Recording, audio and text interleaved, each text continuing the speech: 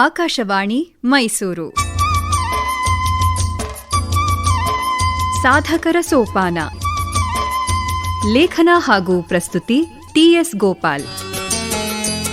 ಪ್ರಾಯೋಜಕರು ಸಹಬಾಳ್ವೆ, ಬೆಂಗಳೂರು. ಸ್ವತಂತ್ರ ಭಾರತದ ಮೊದಲ ದಂಡನಾಯಕರಾಗಿ ಹೆಸರು ಪಡೆದ ಕೊಡಂದೇರ ಕಾರ್ಯಪ್ಪನವರು ಮೊದಲಿನಿಂದಲೂ ದೇಶದ ಭದ್ರತೆಯನ್ನು ಕಾಪಾಡಿಕೊಳ್ಳಲು ಪ್ರಬಲವಾದ ಸೈನಿಕ ಶಕ್ತಿ ಅಗತ್ಯ ಎಂದು ಪ್ರತಿಪಾದಿಸುತ್ತಿದ್ದರು. ಜೊತೆಗೆ ಸೈನ್ಯವು ಜನರೊಂದಿಗೆ ಸ್ನೇಹಭಾವದಿಂದ ಇರಬೇಕು, ಸೈನಿಕ ಶಕ್ತಿ ಶಾಂತಿಗಾಗಿ ಎಂಬ ಧ್ಯೇಯ ನಮ್ಮ ಮುಂದಿರಬೇಕು ಎನ್ನುವುದು ಅವರ ಆಶಯವಾಗಿತ್ತು. ಅಹಿಂಸೆಯ ಮಾರ್ಗದಲ್ಲಿ ಸೈನ್ಯ ಬಲದ ಪ್ರಾಶಸ್ತ್ಯವನ್ನು ಗಾಂಧೀಜಿಯವರು ಒಪ್ಪಲಿಲ್ಲ. ಕಾರ್ಯಪ್ಪನವರಿಗಿಂತ ಮಿಗಿಲಾದ ಅನೇಕ ದಂಡನಾಯಕರೇ ಅಹಿಂಸಾ ಶಕ್ತಿಯ ಸಾಧ್ಯತೆಗಳ ಬಗೆಗೆ ಮಾತನಾಡಲು ತಮಗೆ ಹಕ್ಕಿಲ್ಲ ಎಂದು ಒಪ್ಪಿದ್ದಾರೆ. ಹೀಗಿರುವಲ್ಲಿ ಸೈನಿಕ ಶಕ್ತಿಯನ್ನು ಕೊಂಡಾಡುವ ಪ್ರಮೇಯವೇನು ಎಂದು ಪ್ರಶ್ನಿಸಿ ಗಾಂಧೀಜಿಯವರು ಹರಿಜನ ಪತ್ರಿಕೆಯಲ್ಲಿ ಲೇಖನವೊಂದನ್ನು ಬರೆದಿದ್ದರು. ಆ ಕಾಲಕ್ಕೆ ಕಾರ್ಯಪ್ಪನವರು ಸೇನೆಯ ಪೂರ್ವ ವಿಭಾಗದ ಕಮಾಂಡರ್ ಹುದ್ದೆಯನ್ನು ವಹಿಸಿಕೊಳ್ಳುವವರಿದ್ದರು. ಅದಕ್ಕೆ ಮೊದಲು ಗಾಂಧೀಜಿಯವರ ಭೇಟಿಗಾಗಿ ದೆಹಲಿಯ ಬಿರ್ಲಾ ಭವನಕ್ಕೆ ಹೋದರು.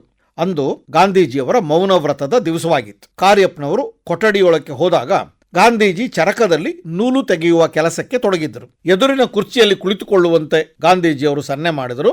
ಆದರೆ ಕಾರ್ಯಪ್ಪ ಗೌರವಪೂರ್ವಕವಾಗಿ ನೆಲದ ಮೇಲೆ ಕುಳಿತುಕೊಂಡ್ರು. ನಾನು ನಿಮ್ಮ ಆಶೀರ್ವಾದವನ್ನು ಬಯಸಿ ಬಂದಿದ್ದೇನೆ ಎಂದು ಕಾರ್ಯಪ್ಪ ವಿನಮ್ರವಾಗಿ ನುಡಿದರು. ಕಾರ್ಯಪ್ಪನವರು ಸೈನ್ಯ ಶಕ್ತಿಯ ಬಗೆಗೆ ಹೇಳಿದುದನ್ನು ಟೀಕಿಸಿ ತಾವು ಪತ್ರಿಕೆಯಲ್ಲಿ ಬರೆದುದನ್ನು ಅವರು ಗಮನಿಸಿರಬಹುದೇ ಎಂದು ಗಾಂಧೀಜಿಯವರು ಒಂದು ಕಾಗದದ ಮೇಲೆ ಬರೆದುಕೊಟ್ರು. ಗಾಂಧೀಜಿಯಂತಹ ಮಹನೀಯರು ತಮ್ಮ ಮಾತುಗಳನ್ನು ಗಮನಿಸಿರುವುದೇ ದೊಡ್ಡ ಸಂಗತಿ ಎಂದು ಉತ್ತರಿಸಿದ ಕಾರ್ಯಪ್ಪನವರು ತಮ್ಮ ಅಭಿಪ್ರಾಯವನ್ನು ಹೀಗೆ ವಿವರಿಸಿ ಹೇಳಿದರು. ಸೈನ್ಯವನ್ನು ಎಲ್ಲರೂ ಹೊಗಳುವುದಕ್ಕಿಂತ ದೂಷಿಸುವುದೇ ಹೆಚ್ಚು. ಗಾಂಧೀಜಿಯವರು ಸೈನ್ಯದ ಬಗೆಗೆ ತಪ್ಪು ತಿಳಿದಿರುವ ಸಾಧ್ಯತೆ ಇದೆ. ವಾಸ್ತವವಾಗಿ ಸೈನ್ಯವು ಎಂದಿಗೂ ಯುದ್ಧವನ್ನು ಇಷ್ಟಪಡುವುದೇ ಇಲ್ಲ. ಇದಕ್ಕೆ ಕಾರಣ ಸಾವು ನೋವುಗಳಾಗುತ್ತವೆ ಎಂಬ ಅಂಜಿಕೆ ಅಲ್ಲ. ಯಾವ ಯುದ್ಧವೂ ಸಮಸ್ಯೆಗಳಿಗೆ ಶಾಶ್ವತ ಪರಿಹಾರ ನೀಡಲಾರದು. ಒಂದು ಯುದ್ಧ ಇನ್ನೊಂದು ಯುದ್ಧಕ್ಕೆ ದಾರಿ ಮಾಡಿಕೊಡುತ್ತದೆ ಅಷ್ಟೇ. ನಮ್ಮ ಚರಿತ್ರೆ ತೋರಿಸಿಕೊಟ್ಟಿರುವುದು ಇದನ್ನೇ ಎಂದು ಕಾರ್ಯಪ್ಪ ಹೇಳಿದಾಗ ಗಾಂಧೀಜಿಯವರಿಗೆ ಅಚ್ಚರಿಯೊಡನೆ ಸಂತೋಷವೂ ಆದಂತೆ ತೋರಿತು. ಮಾತು ಮುಂದುವರಿಸಿದ ಕಾರ್ಯಪ್ಪನವರು, ಯುದ್ಧವನ್ನು ಘೋಷಿಸುವುದು ಸೈನಿಕರಲ್ಲ, ಸರ್ಕಾರಗಳೇ. ಸೈನ್ಯವು ಸರ್ಕಾರದ ಆದೇಶ ಪಾಲನೆ ಮಾಡುತ್ತದೆ. ಆದ್ದರಿಂದ ಯುದ್ಧ ನಡೆದರೆ ದೂಷಿಸಬೇಕಾಗಿರುವುದು ಸರ್ಕಾರವನ್ನೇ ಹೊರತು ಸೈನ್ಯವನ್ನಲ್ಲ. ನಮ್ಮನ್ನು ಟೀಕಿಸಿ ಪ್ರಯೋಜನವೇನು ಎಂದರು.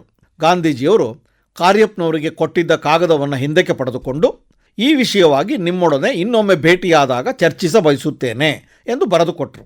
ಕೇವಲ 2 ದಿನಗಳಲ್ಲಿ ಇಬ್ಬರೂ ಮತ್ತೆ ಭೇಟಿಯಾಗುವ ಸಂದರ್ಭ ಒದಗಿತು. ಅಂದು ಕಾರ್ಯಪ್ಪನವರು ಮಿಲಿಟರಿ ಸಮವಸ್ತ್ರ ಧರಿಸಿದ್ದರು. ಶೂಗಳನ್ನು ಹೊರಗೆ ಬಿಟ್ಟು ಬಂದು ಗಾಂಧೀಜಿಯವರ ಎದುರು ನಿಂತು ಸೆಲ್ಯೂಟ್ ಮಾಡಿದರು. ಇದ್ಯಾಕೆ ಶೂಗಳನ್ನು ಕಳಚಿಟ್ಟು ಬಂದಿದ್ದೀರಿ? ಮೊನ್ನೆಯೂ ಹಾಗೆಯೇ ಮಾಡಿದ್ದೀರಿ ಎಂದು ಗಾಂಧೀಜಿ ಕೇಳಿದರು.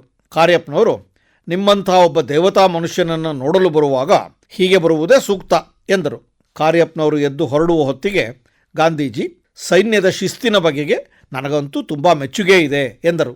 ಕಾರ್ಯಪ್ಪ ಗಾಂಧೀಜಿಯನ್ನು ಮತ್ತೆ ಭೇಟಿಯಾದದ್ದು ಜನವರಿ 18, 1948ರಂದು. ಆಗ ಕಾರ್ಯಪ್ಪನವರಿಗೆ ಜಮ್ಮು ಕಾಶ್ಮೀರದ ಗಲಭೆಗಳನ್ನು ನಿಯಂತ್ರಿಸುವ ಜವಾಬ್ದಾರಿ ವಹಿಸಲಾಗಿತ್ತು. ಗಾಂಧೀಜಿಯವರು ಕಾರ್ಯಪ್ಪನವರಿಗೆ ಶುಭ ಕೋರುತ್ತಾ, ನೀವು ಕಾಶ್ಮೀರ ಸಮಸ್ಯೆಯನ್ನು ಅಹಿಂಸಾತ್ಮಕ ರೀತಿಯಲ್ಲೇ ಬಗೆಹರಿಸುತ್ತೀರಿ ಎಂಬ ಭರವಸೆ ನನಗಿದೆ. ನೀವು ಹಿಂತಿರುಗುವಾಗ ಬಂದು ನನ್ನನ್ನು ಭೇಟಿ ಮಾಡಿ ಎಂದು ಹರಸಿದರು. ಆದರೆ ಕಾರ್ಯಪ್ಪನವರಿಗೆ ಮರಳಿ ಗಾಂಧೀಜಿಯವರನ್ನು ಭೇಟಿಯಾಗುವ ಅವಕಾಶ ದೊರಕಲೇ ಇಲ್ಲ. ಗಾಂಧೀಜಿಯವರ ಹತ್ಯೆ ನಡೆದ ದಿನ ಜನವರಿ 30, 1948ರಂದು ದೆಹಲಿಗೆ ಹಿಂತಿರುಗಿದ ಕಾರ್ಯಪ್ಪ ಅಪಾರ ಜನಜಂಗುಳಿಯ ನಡುವೆ 2 ಕಿಲೋಮೀಟರ್ ನಡೆದು ಹೋಗಿ ಗಾಂಧೀಜಿಯ ಅಂತಿಮ ದರ್ಶನ ಪಡೆಯಬೇಕಾಯಿತು.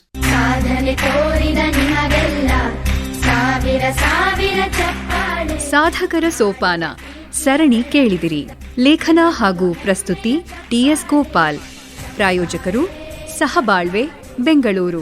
ಬೆಂಗಳೂರಿನ ಸಹಬಾಳ್ವೆ ಸೇವಾ ಸಂಸ್ಥೆ ಗ್ರಾಮೀಣ ಸರ್ಕಾರಿ ಶಾಲೆ ಬಡ ಮಕ್ಕಳಿಗೆ ಉಚಿತವಾಗಿ ಮೌಲ್ಯಾಧಾರಿತ ಸಮಗ್ರ ಶಿಕ್ಷಣವನ್ನು ನೀಡುತ್ತಿದೆ.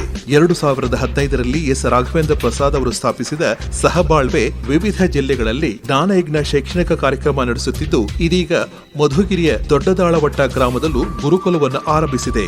ವಾರಾಂತ್ಯದ ಭೋಜನ ಸೇರಿದಂತೆ ಗ್ರಾಮೀಣ ಮಕ್ಕಳಿಗೆ ಶೈಕ್ಷಣಿಕ ಸೌಲಭ್ಯವನ್ನು ಒದಗಿಸುತ್ತಿರುವ ಸಹಬಾಳ್ವೆಯೊಡನೆ ಕೈಜೋಡಿಸಲು ಸಂಪರ್ಕಿಸಿ 9901996326.